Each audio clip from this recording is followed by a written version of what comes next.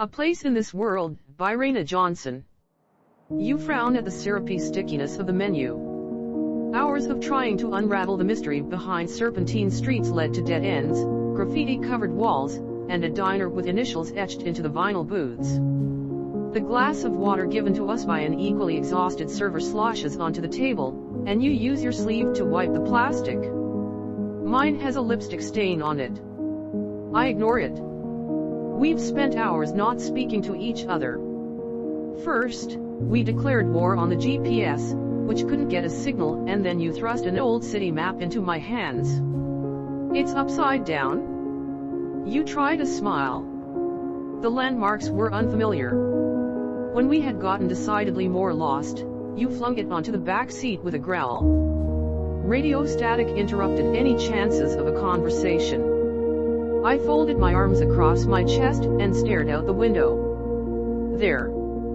Another exit missed. There, that one. The brakes squealed. You threw the car into reverse, an arm slung across my seat, and raised a middle finger in salutation to the driver who dared lay on their horn. My heart hammered in my chest, certain this moment would never end. We were going to die. They whizzed past us. Silence. Can't we just stop at a gas station and ask for directions? You rolled your eyes and huffed out a sigh. Jay, we can't keep doing this. Let me out here and I'll call a cab. We jerked into the gas station parking lot. The teller joked we weren't far from our destination and wished us a safe trip. You returned with a pair of sunglasses and a pack of gum, trying to disguise the fact that once more you hadn't gotten it right. They're still hiding your face from mine as the server returns to take our orders. I'll have pancakes with a side of sausage and potatoes. You smile politely. The glasses return to your pocket. And your friend? Boyfriend, neither of us corrects. Actually, could you give me a few more minutes? Maybe a cup of coffee. Sure. Do you need anything else? You reach for a sugar packet. Coffee sounds good. It explodes in your trembling hands. You swear. I see a hint of the man from earlier. The dispenser shreds the napkin I give you. Neither of us can admit this trip has been a disaster. You really don't know what you want? The apology you haven't given is heavy in your voice. No, my head hurts. My heart is still pounding. There are too many miles between here and there.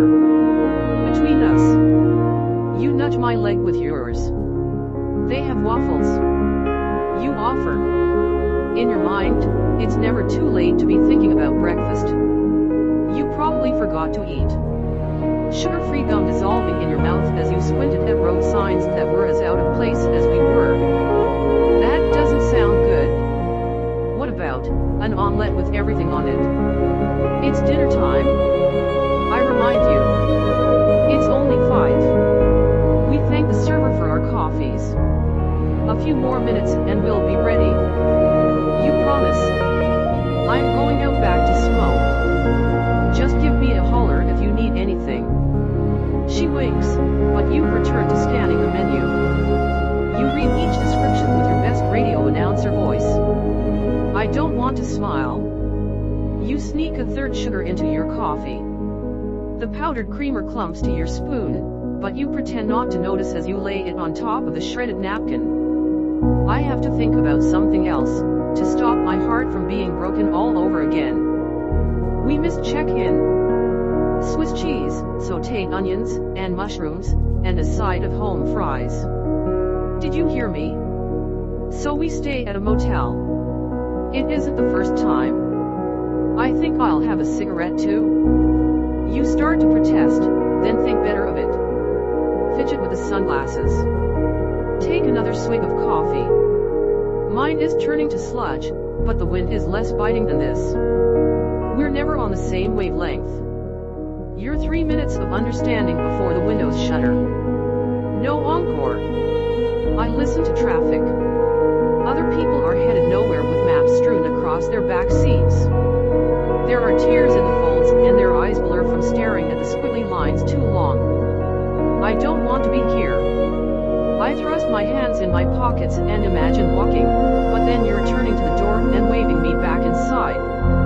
I can't see your face from here, but you don't know how to stay mad at anybody but yourself. The server returns with her yellow notepad. You laugh too loudly, which is one of the first things I learned to love about you. That and you were spontaneous, which I didn't realize was a polite way of saying a damn mess. Blood pounds in my ears. I should have run when I had the chance. Can we get 2 of those? You ordered without me. I wasn't trying to upset you. Your eyes don't meet mine. About earlier? I'm sorry. It was stupid, it won't happen again. That's what you think I'm upset about. The words are out before I can stop myself. 3 minutes of the greatest love song there is. You and me. Nothing can stand between us, but it ends as abruptly as it began, and I'm always the one picking up the pieces. I don't want to hate you. I want to pretend this is our thing. Pancakes in a hole-in-the-wall diner. Not lack of planning. Not how quickly things escalate from bad to worse and you pretend not to notice. Your hand reaches for mine across the table. I stare at it too long. My fingers are starting to curl as yours are pulling away. You turn your face. Who do you think they are? What? Not what, who? You only ever half pay attention. F and H. Do you think they are happy? Their initials are uneven, done by a shaky hand. Maybe. You muse. You would never ask why it matters. That's one of my favorite things about you too. My heart can never make up its mind when it comes to you. Yes or no, Jay? Yes. Why? It comes out sharper than I intended. You shrug, your smile slipping. Why not? I want to believe it. It's stupid, carving your names into things. What if they broke up already? What if they are here now? You aim for light, playful, but I can see the thoughts spinning in your mind. Wouldn't it be worth the risk? The sting of old memories is better than regret. Those 3 minutes can carry you a lifetime. I don't want to see the panic tugging at the corners of your mouth. The blame, resignation. Maybe you were never enough. I don't want to be trapped on winding roads that end in dead ends and silence, but my hand covers yours because there's nobody else I'd rather be lost with. I know that much anyway. Pancakes, huh? You remember that one time, your eyelids crinkle.